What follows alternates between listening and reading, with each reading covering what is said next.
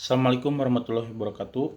Sebelumnya izin memperkenalkan diri, nama saya Muhammad Alamsyah Nasution. Di sini saya akan mempresentasikan video PPT dengan tema etika pemasaran. Tugas ini saya buat guna untuk memenuhi ujian akhir semester. Latar belakang atau pendahuluan etika pemasaran. Etika pemasaran merupakan bidang studi atau studi yang berkembang dalam ilmu pemasaran. Pemasaran juga meliputi perkembangan konsep tersebut seiring dengan tuntutan masyarakat, perubahan dalam regulasi, dan pentingnya membangun hubungan jangka panjang dengan konsumen berdasarkan kepercayaan.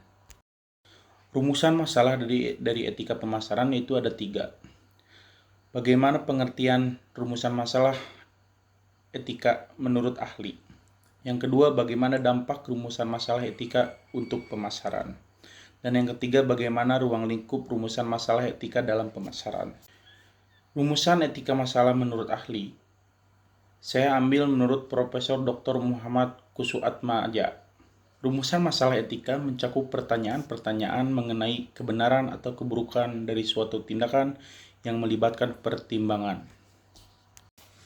Dampak rumusan masalah etik dalam pemasaran ada 3, yaitu kepatuhan hukum. Kepatuhan hukum dalam rumusan masalah etik. Pemasaran etis memastikan bahwa hukum dan regulasi yang relevan menghasilkan pemasaran etik yang berdampak positif. Yang kedua, berkelanjutan jangka panjang. Perusahaan yang mengintegrasikan etika dalam strategi pemasaran lebih memungkinkan mencapai keberlanjutan jangka panjang. Dan yang ketiga, penghindaran konflik. Memiliki pedoman etik yang jelas membantu menghindari konflik internal dan eksternal. Ruang lingkup rumusan masalah etik dalam pemasaran. Ruang lingkup rumusan masalah etik dalam pemasaran mencakup berbagai aspek yang berhubungan dengan praktik bisnis dan interaksi dengan konsumen serta pemangku kepentingan lainnya. Hambatan-hambatan dalam etik pemasaran. Meskipun penting, penerapan etik dalam pemasaran seringkali dihadapkan pada berbagai hambatan. Nah, berikut contoh hambatannya. Yang pertama, tekanan kompetitif atau persaingan ketat di pasar dapat mendorong perusahaan untuk mengambil jalan pintas atau mengabaikan praktis etis demi memenangkan persaingan. Yang kedua, ketidakjelasan standar etik. Kadang standar dalam pemasaran tidak selalu jelas atau konsisten yang membuat perusahaan kesulitan menentukan batasan yang tepat.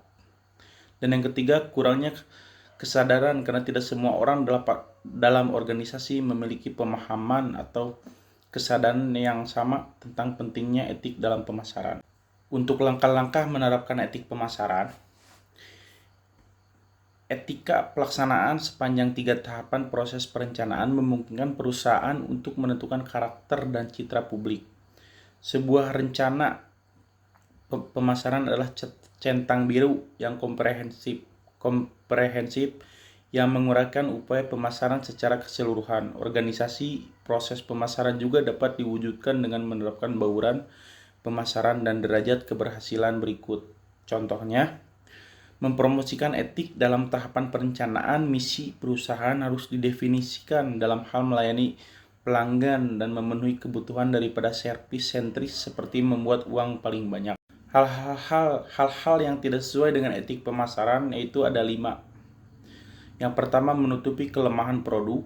Yang kedua, melebih-lebihkan kemampuan produk, memanipulasi perasaan konsumen, tidak mencapai informasi dengan benar, dan mengecoh konsumen dengan meniru fitur-fitur lain. Nah, jadi kesimpulannya, etika pemasaran adalah aspek penting dalam strategi bisnis modern yang menggabungkan kepatuhan terhadap standar moral dengan kegiatan pemasaran. Penerapan etik dalam pemasaran membantu membangun kepercayaan dan loyalitas konsumen, memperkuat reputasi perusahaan, dan menciptakan hubungan jangka panjang yang sehat dengan berbagai pemangku kepentingan.